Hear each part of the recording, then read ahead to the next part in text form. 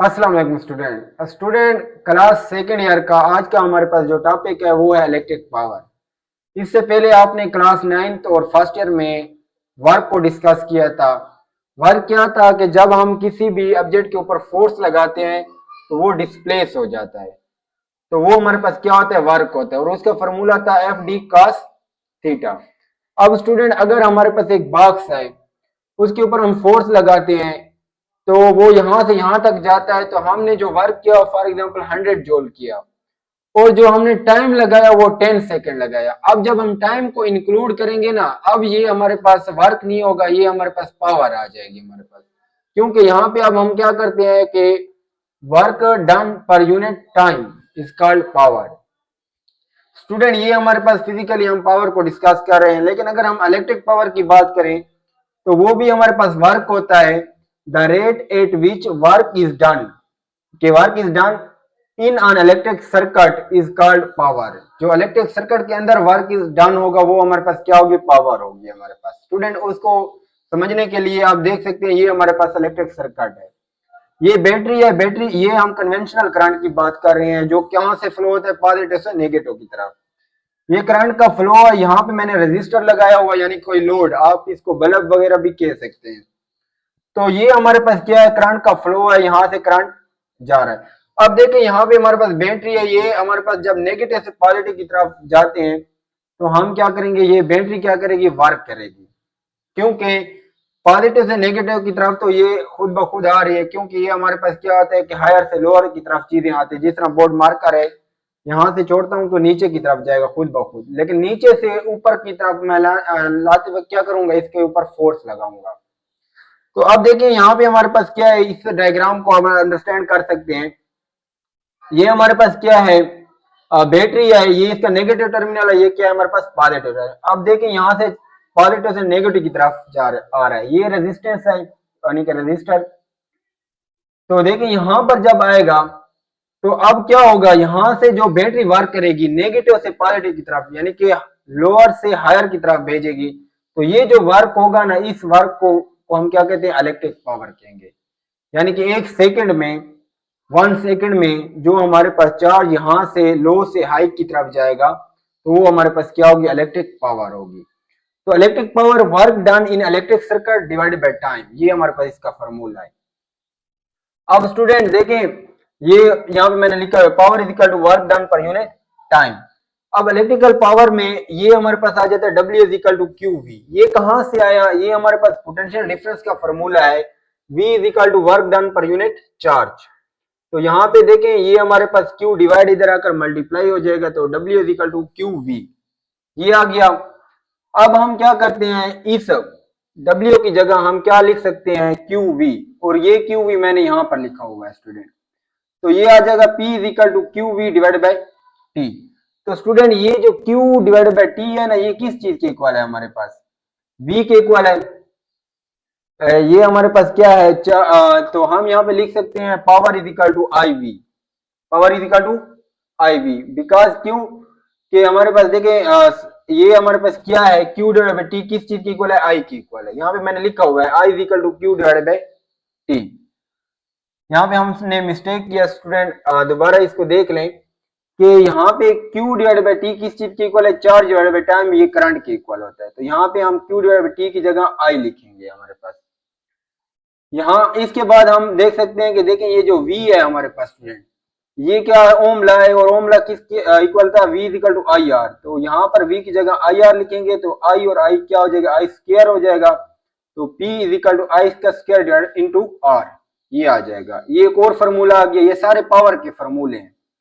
From equation 2, equation 2 देखें तो ये वाली इक्वेशन, इक्वेशन 2 में अगर हम देखें तो I हमारे पास किस चीज के इक्वल होता है, V डिवाइडेड बाय R। तो इधर मैं I की जगह V डिवाइडेड बाय R लिखूंगा, और ये V, ये V और ये V का स्क्वायर, तो P is equal to V का स्क्वायर डिवाइडेड बाय R। ये इक्वेशन नंबर 4 आ गई। अब स्टूडेंट इसके बाद हम आते हैं यहाँ पर according to law of conservation of energy. Student ये पावर डिलीवर है, ये पावर डिसिपेशन है हमारे पास। जितनी ये पावर डिलीवर करेगा उतनी ये पावर डिसिपेट करेगा। क्योंकि एनर्जी को ना ही हम पैदा करते ना ही खत्म करते, ये ट्रांसफॉर्म होती है one form to another form, but the total energy remain conserve. तो यहाँ पे ये जो वर्क होगा नेगेटिव से पॉजिटिव की तरफ, ये हमारे पास पावर डिलीवर है, और यहाँ से नीचे की तरफ जब ये इधर से यहाँ तक आएगा तो ये हमारे पास क्या है, पावर डिसिपेशन है हमारे पास। तो according to law of conservation of energy, power deliver is equal to power dissipation. ये पावर डिलीवर है, ये पावर डिसिपेशन है हमारे पास स्टूडेंट। इसके बाद यूनिट ऑफ पावर, पावर की यूनिट हमारे पास क्या है, वाट है हमारे पास। क्या है हमारे पास, वाट।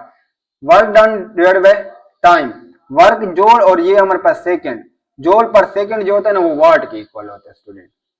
अच्छा, पावर इज वन वाट कब होगी, power is one watt is said to be consumed in a circuit if potential difference of 1 volt cause a current of 1 ampere। 1 वाट उस वक्त होगी जब हमारे पास क्या हो कि जो हमारे पास पोटेंशियल डिफरेंस हो वो 1 वोल्ट हो, और जो उसके अंदर करंट का भाव हो वो 1 एम्पियर हो, तो फिर हमारे पास जो पावर है वो क्या होगी, 1 वाट होगी। पावर क्या होगी, 1 वाट होगी। इसका क्या मतलब है स्टूडेंट कि यहाँ पे लिख सकते हैं हमारे पास कि पावर जो है हमारे पास P क्या है, आई वी के इक्वल। तो अभी मैंने ये जो बात की है 1 वाट कब होगी पावर, 1 वाट जब हमारे पास क्या हो, करंट पोटेंशियल डिफरेंस क्या हो 1 वोल्ट, और करंट क्या हो 1 ampere, 1 ampere multiply by 1 volt, तो 1 वाट हो गया हमारे पास, 1 वाट। अच्छा स्टूडेंट, इसके बाद यहाँ पे देखें तो इंपॉर्टेंट रिजल्ट है हमारे पास कि पावर का फॉर्मूला है P इक्वल टू I का स्क्वायर इनटू R। यहाँ पे पावर डायरेक्टली प्रोपोर्शनल है किसके, रेजिस्टेंस के, R के। लेकिन ये उस वक्त होगा जब करंट कांस्टेंट होगा, और करंट कांस्टेंट कब होता है, जब सर्किट क्या हो, सीरीज में हो, तो उस वक्त करंट कांस्टेंट होगा, उस वक्त पावर का डायरेक्ट रिलेशन होगा रेजिस्टेंस के साथ। और यहाँ पे मैंने एक और भी फॉर्मूला निकाला है, power is equal to V का स्क्वायर डिवाइडेड बाय R। यहाँ पे इनवर्स रिलेशन है रेजिस्टेंस के साथ, लेकिन ये क्या, वोल्टेज कांस्टेंट हो, और ये कब होगा, जब सर्किट क्या हो हमारे पास, पैरेलल हो। तो ये पैरेलल के लिए, और ये हमारे पास क्या है, ये हमारे पास सीरीज के लिए। अच्छा स्टूडेंट, इसके बाद ये है किलोवाट आवर, ये है यूनिट ऑफ एनर्जी। तो स्टूडेंट पूछते हैं कि ये किलोवाट आवर, तो हमारे पास पावर की बात हो रही है यहाँ पे, और यहाँ पे आप एनर्जी की बात कर रहे हैं, तो ये कैसे है हमारे पास। तो स्टूडेंट एनर्जी का फॉर्मूला देखें कि हमारे पास पावर किस चीज की इक्वल है, work done divide by time, work in the form of energy, तो E डिवाइड बाय टी। तो E यहाँ पे ठहरा, ये T डिवाइड इधर आकर मल्टीप्लाई हो जाए, तो E is equal to P T. तो यहाँ पे मैंने लिखा हुआ E equal to P cross T यानी कि पी टी। तो P क्या है हमारे पास, पावर है, तो वाट आ गई। T क्या है हमारे पास, आवर।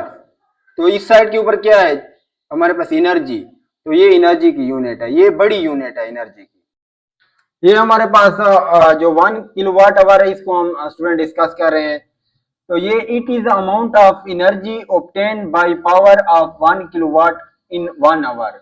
ये हमारे पास क्या अमाउंट ऑफ एनर्जी है, जो कहां से हम लेते हैं, पावर जब होगी 1 किलोवाट इन 1 आवर, 1 आवर में हमारे पास।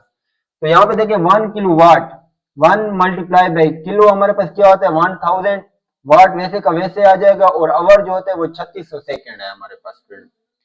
तो 3600 सेकेंड। अब देखें यहाँ पर हम इसको मल्टीप्लाई करेंगे तो ये हमारे पास आ जाएगा, राउंड ऑफ करेंगे तो ये आ जाएगा हमारे पास 1 2 3 4 5 और ये 6, 3.6 मल्टीप्लाई बाई 10⁻6 वाट सेकेंड। अब देखें स्टूडेंट, हमारे पास जो वाट सेकेंड है ना 1 जूल की इक्वल है हमारे पास। 1 जूल किस चीज के इक्वल है, जब 1 वाट हो और टाइम क्या हो 1 सेकेंड हो। तो वाट सेकेंड की जगह मैं यहाँ पे लिख सकता हूँ कि ये हमारे पास जूल, क्या लिख सकता हूँ, जूल। तो इसको मैं लिख सकता हूँ 3.6 मल्टीप्लाई बाई 10⁻6 जूल। अब स्टूडेंट इसके बाद ये हमारे पास 10⁻6 किसके चीज की इक्वल है, मेगा के इक्वल है। तो 1 किलोवाट आवर हमारे पास आ जाता है 3.6 मेगा जूल।